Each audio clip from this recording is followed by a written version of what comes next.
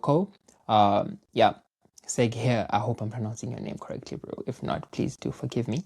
Yeah, he recently signed for Bayern Leverkusen, and we all know that, Bayern Leverkusen has produced, a lot of youngsters, your Harvards, your Fits. So looking forward to seeing his style of play and actually going to play. He did represent France, I believe, in the younger age groups, but then he played his alliance to Morocco. So it would be good to see him in his, playing for his national team, and Morocco is hosting after all. So,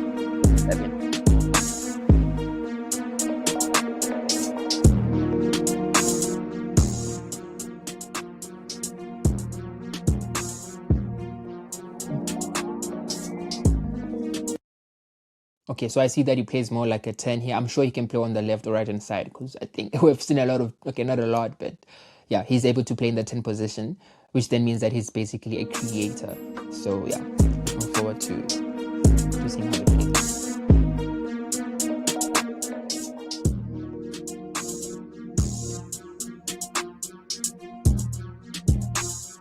Okay.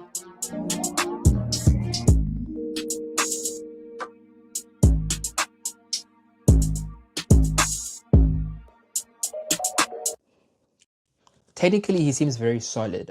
His ability to carry the ball in that 10 position is something that is really, for his height, because he seems to be also quite tall, and, physically built like a bit tall. So the fact that he can struggle with the ball, something that is pretty interesting. He seems to be comfortable enough to receive the ball in those pockets and then drive with the ball.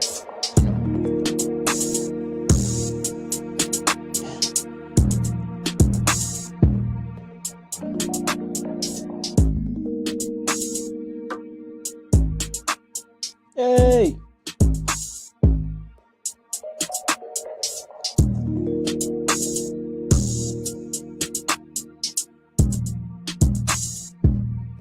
If you struggle with focus, this sound might change everything.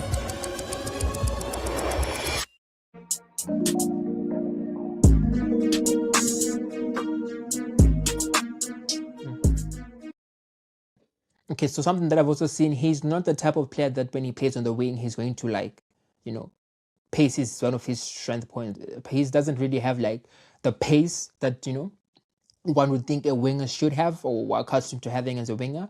However, he compensates that by actually being good technically on the ball. And I think we have seen a couple of times whereby he's basically like shimmied players, or he's basically dropped a body, a young body feint, and then he's gotten away with that.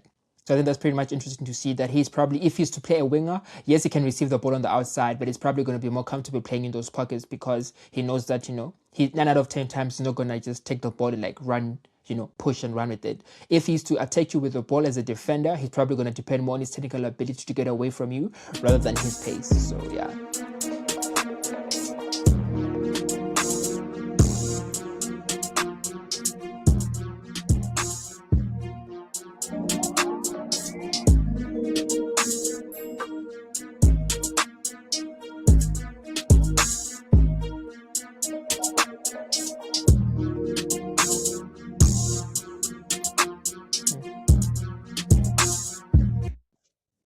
Again, he has good, technical ability to actually place the ball. He's not one of those players that's basically going to lace the ball, but rather he's going to look to actually place the ball, which is pretty much interesting because then they're just it exaggerates his technical ability. The fact that he wants to actually pick a corner and then place the ball there rather than just power through no. He wants to place the ball. So again, that just highlights his technical ability to actually do so. And he's comfortable enough to do so either outside of the box or in the box as well. So that also highlights his close control with the ball. Let's go.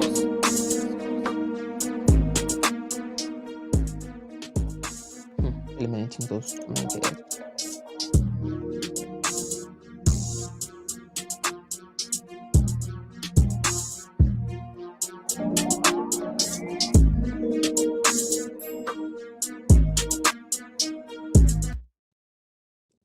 He seems to be in the box again, which is very good, especially if you're playing as a number 10. He doesn't go missing, but he actually, anticipates what's going to happen in the box. Because the couple of times that we've seen right now that he gets himself into the spaces, he gets himself into this area. So yeah, kudos to him as well.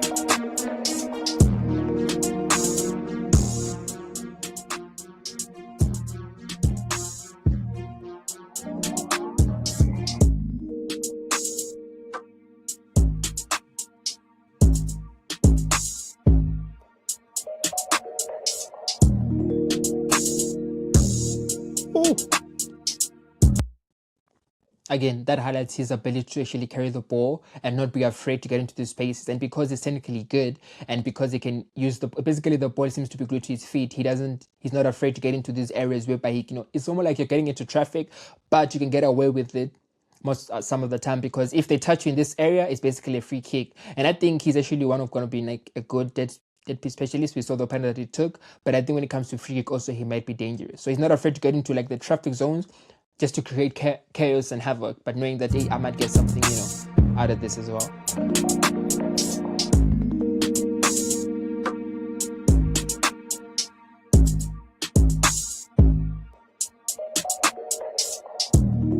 There you go again. I don't know how many players to dribble there.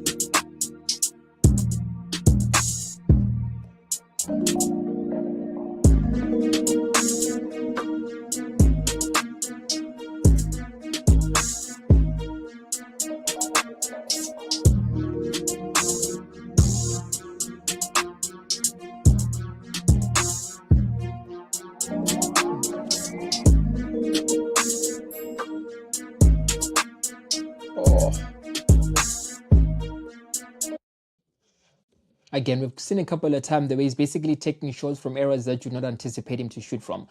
Because there seems to be a lot of defenders just defending, like in this particular space. Okay, maybe he has space here, he could have probably played a 1-2 potentially, but he's not afraid to curl the ball. And again, because he's not one to use the laces, he wants to curl that ball because he believes in his technical ability to do so. So him taking shots from outside the box is really good. In case maybe some teams are playing a low block, you can basically unlock that by saying, okay, I'm going to attempt to shoot. Then we're going to see if the keeper palms it back into the area. Maybe the striker also be poaching and seeing if we can get it happening.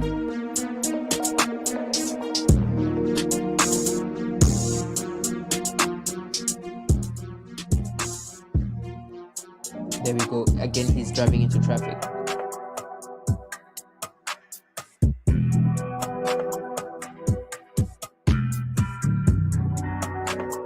You know your business better than anyone, right? So why not build an app to run it with Base 44? This finance...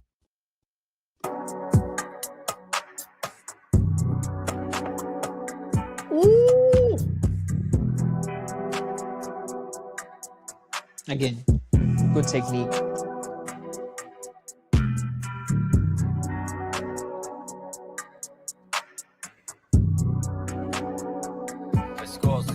Oh, again, there goes this thing. Okay, so he seems to be a specialist at cutting in and trying to, shoot to the far or to the left-hand corner. Again, highlighting his technical ability to do so.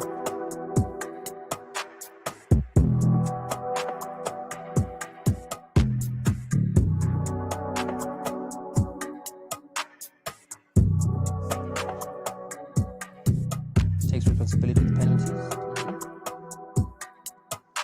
Oh. Again, technical ability.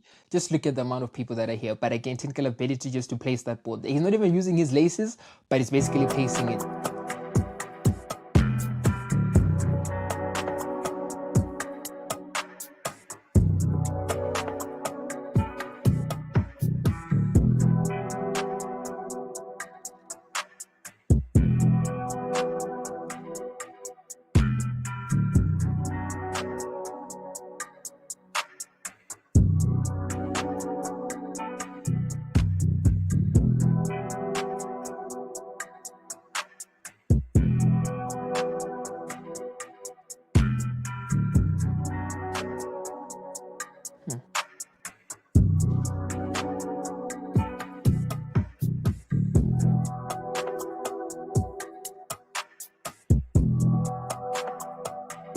Oh, good time.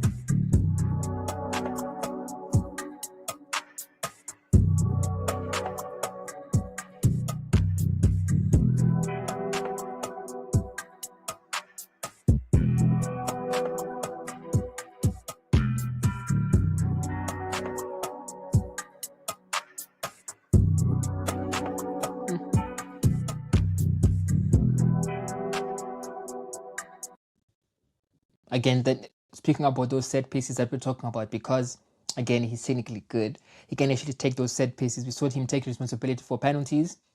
Now he's taking corners. So now he's probably going to intentionally get into traffic, hoping for a free kick and then take it and then score.